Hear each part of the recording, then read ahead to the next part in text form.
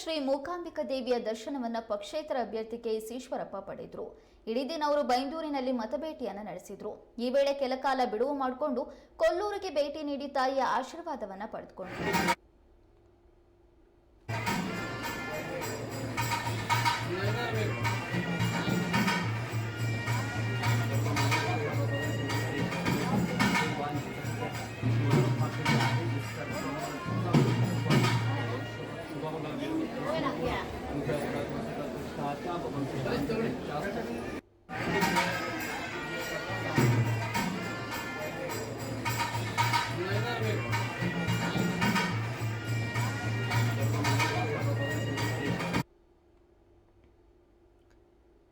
ಶಿವಮೊಗ್ಗ ಜಿಲ್ಲೆಯ ಪಕ್ಷೇತರ ಅಭ್ಯರ್ಥಿ ಕೆಎಸ್ ಈಶ್ವರಪ್ಪನವರು ಇದೀಗ ಕ್ಷೇತ್ರದಾದ್ಯಂತ ಸಂಚಾರ ಮಾಡಿ ಚುನಾವಣಾ ಪ್ರಚಾರವನ್ನು ನಡೆಸ್ತಾ ಇದ್ದಾರೆ.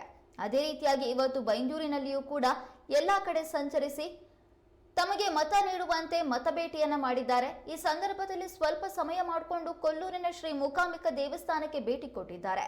ಈ ಸಂದರ್ಭದಲ್ಲಿ ತಾಯಿ ಮೂಕಾಂಬಿಕಾ ದೇವಿಯ ದರ್ಶನವನ್ನ ಪಡೆದು ಈ ಬಾರಿ ಗೆಲುವು ಸಿಗಲಿ ಅಂತ ಬೇಡ್ಕೊಂಡಿದ್ದಾರೆ.